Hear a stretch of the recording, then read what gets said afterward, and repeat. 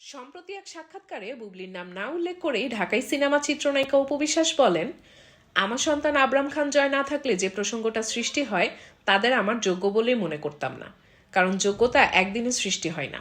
আমি অপু বিশ্বাস, আমি একজন সুপারস্টার।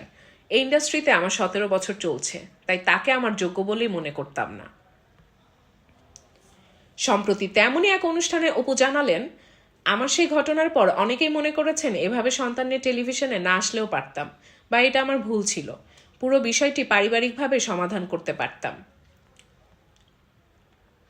এরপর এই নায়িকা বললেন, পারিবারিকভাবে আমরা সমাধানের চেষ্টা করেছিলাম, কিন্তু প্রতিবার মনে হচ্ছিল কেউ পেছন থেকে টেনে ধরছে, যে কারণে বাঁধনটা ছিঁড়ে গেছে। অপু বিশ্বাসের সঙ্গে বিচ্ছেদের পর নায়িকা শবনম বুবলিকে বিয়ে করেন শাকিব খান। সেই সংসারেও নায়কের একটি পুত্র সন্তান জন্ম নেয়। শাকিবকে ঘিরে অপু বুবলি একাধিকবার বিবাদে জড়িয়েছেন। দুজন দুজনকে ইঙ্গিত করে প্রকাশ্যে কিংবা পরোক্ষভাবেই নানা মন্তব্য করেছেন, যে কারণে দুই নায়িকাকে নিয়েও একাধিকবার বিতর্কের সৃষ্টি হয়েছে। প্রসঙ্গত 2008 সালের 18 এপ্রিল গোপনে বিয়ে করেন শাকিব খান ও অপু বিশ্বাস।